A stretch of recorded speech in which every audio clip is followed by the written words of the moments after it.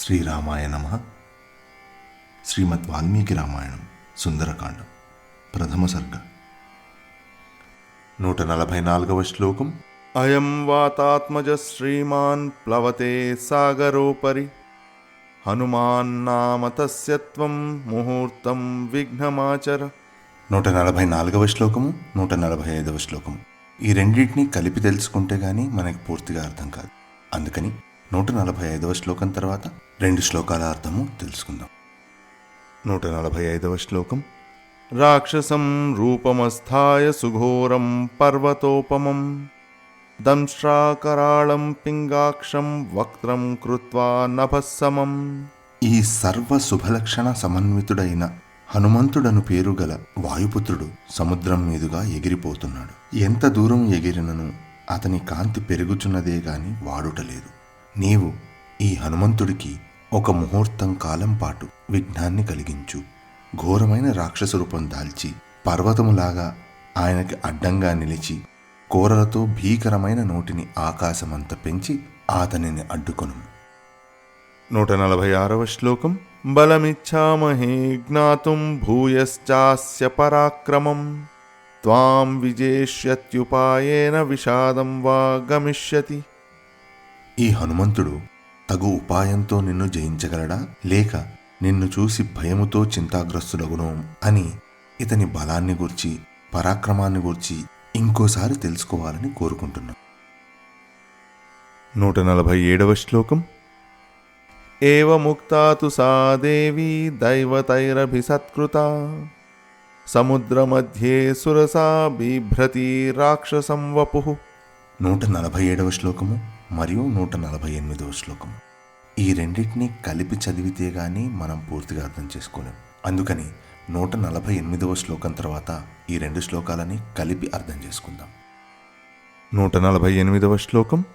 వికృతం చ విరూపం చ సర్వస్య చ భయావహం ప్లవమానం హనుమంతమావృత్యేదమువాచ. ఎంతో గౌరవంతో దేవతలు సురసాదేవిని ఈ రీతిగా అడగంగానే సురసాదేవి వికారముగాను సర్వభయంకరంగానూ ఉండే రాక్షస రూపాన్ని ధరించినదై సముద్ర మధ్యంలో ఎగురుతూ వెళ్ళిపోతున్న హనుమంతుణ్ణి మార్గమధ్యంలో అడ్డగించి సురసాదేవి ఇలా పలికింది. 149వ శ్లోకం. మమ భక్ష ప్రధిష్టస్త్వమీశ్వరైర్వానరర్షభ అహం త్వాం భక్ష ఇష్యామి ప్రవిశేదం మమాననం. ఓ వానర శ్రేష్ఠుడా, నీవు నాకు దేవతల చేత ఆహారముగా పంపబడి ఉన్నావు. కాబట్టి నేను ఇప్పుడే నిన్ను భక్షించెదను. ఇదిగో వెంటనే నా నోటిలో ప్రవేశించుము. 150వ శ్లోకం. వర ఏష పురా దత్తో మమ ధాత్రేతి సత్వరా వ్యాదాయ విపులం వక్త్రం స్థితా సా మారుతే పురః. పూర్వము బ్రహ్మదేవుడు నాకీ వరమిచ్చాడు అని పలికి ఆమె అతి వేగముగా తన నోటిని తెరుచుకొని హనుమంతుడు ఎదుటకు వెళ్ళి అడ్డంగా నిలబడింది. 151వ శ్లోకం. ఏవముక్త సురసయా ప్రాంజలిర్వానరర్షభ ప్రహృష్టవదన శ్రీమానిదం వచనమబ్రవీత్.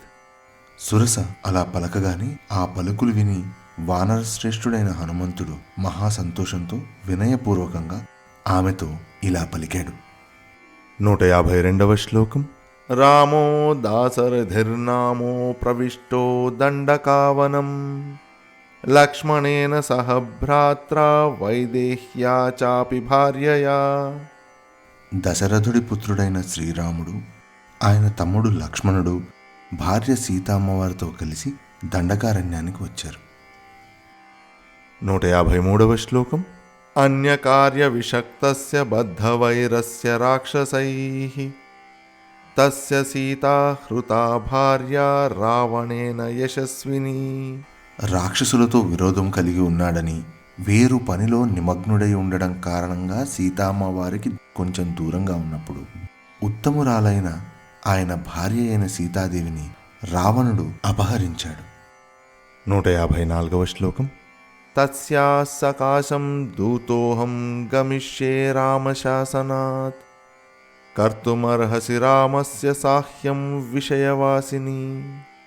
నేను శ్రీరాముడి ఆజ్ఞ మేరకు దూతకృత్యాన్ని బూని సీత ఉన్న చోటికి వెళ్తున్నాను. నీవు కూడా శ్రీరాముడి రాజ్యంలో నివసించే దానివే కాబట్టి ఆయనకి సహాయం చేయవలసిన అవసరం ఉన్నది.